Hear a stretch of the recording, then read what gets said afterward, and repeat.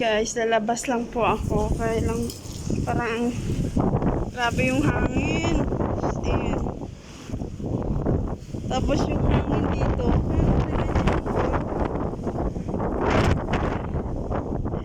Grabe as in. Dami yung tubig sa pool. Lumalabas na kasi sa sobrang lakas na hangin. Ayan. Ouch, ouch. Yeah. Grabe ano.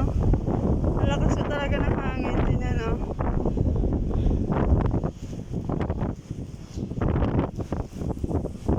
Sobrang lakas po ng hangin as in. Punta lang po ako ng Bacala. Guys, punta po ako ng tindahan. Tingnan nyo naman yung ano, yung alikabok. Actually 2 days na po ito Ito naman doon banda, hindi na masyado maklaro yung ano doon. Sakit sa mata.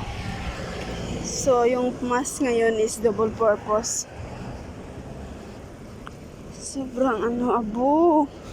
Mahirap mag-holiday ngayon. Friday ngayon, tapos holiday sana ng mga ano dito ngayon.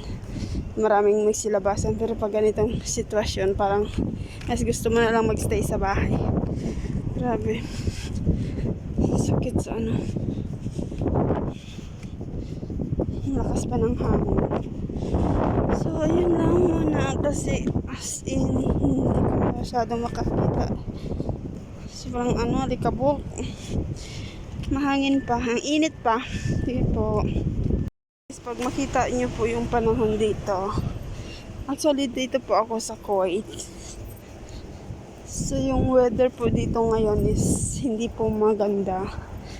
Bukod sa mainit na mainit. Alam niyo po, 50 degrees kaya yung init dito. Imagine.